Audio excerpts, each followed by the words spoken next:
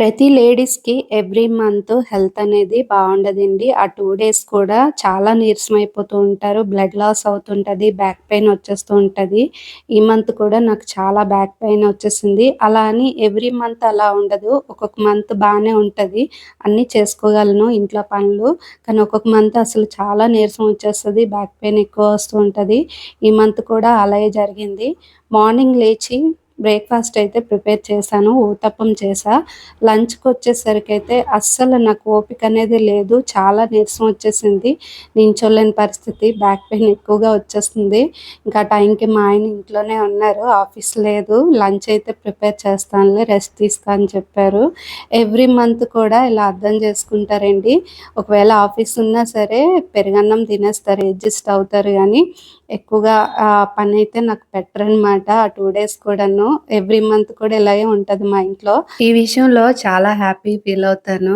ఎందుకంటే అర్థం చేసుకుంటున్నారు అని చెప్పి. అందరి ఇంట్లో కూడా ఇలా జెంట్స్ అర్థం చేసుకోవాలని అనుకుంటున్నాను. ఎందుకంటే లేడీస్ కొంతమంది అస్సలు చెప్పుకోలేరనమాట. కొంతమంది ఏంటంటే చేసేస్తూ ఉంటారు. అంత పెయిన్ ఉన్నా సరే ఇంట్లో పనులన్నీ చేసేస్తూ ఉంటారు.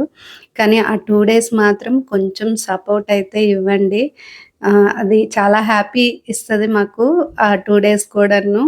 నేను కూడా అదే హ్యాపీ ఫీల్ అవుతున్నాను కదా! అందుకనే చెప్తున్నాను. ఇంకా మా ఆయనైతే లంచ్‌కి ఏం ప్రిపేర్ చేస్తున్నారు అని మీరు అనుకుంటున్నారు కదా!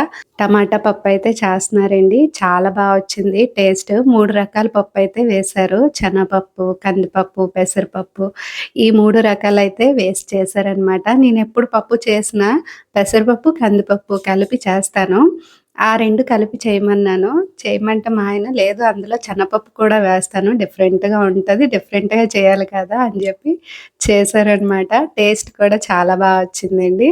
ఇక్కడ ఆనియన్స్ తాలింపన్నీ వేసుకున్నారనమాట. పచ్చిమిర్చి, ఎండుమిర్చి, కరేపాకు, ఇంకా టమాటా పప్పు ఎలా చేసుకుంటాం మనం అలాగే చేశారు. కానీ వంట చేయడంలో ఒక 10 మినిట్స్‌లో చేసేస్తారండి. ఎప్పుడు చేసినా సరే తొందరగా అయిపోద్ది. మా ఆయన వంట చేస్తే టేస్ట్ కూడా అలానే ఉంటది. నేను చేశానంటే చాలా ధీమాగా చేస్తాను. మెల్లిగా చేస్తాననమాట. కానీ మా ఆయన చేశారు కదా! 10 మినిట్స్‌లో అయిపోయింది. ఒక పక్క రైస్ పెట్టేశారు. ఒక పక్క పప్పు చేసేశారు. వీటితో పాటు అప్పడాలైతే తీసుకున్నాము. సింపుల్‌గా అయితే అయిపోయింది లంచ్‌కి. చూసారు కదా! కలర్‌ఫుల్‌గా ఉంది గదా పప్పు చూడ్డానికి. టేస్ట్ కూడా అలానే వచ్చిందండి. చాలా బావుంది. నేనెంత ఇష్టంగా తిన్నానో ఆ రోజు మా ఆయన వీడియో తీశారండి.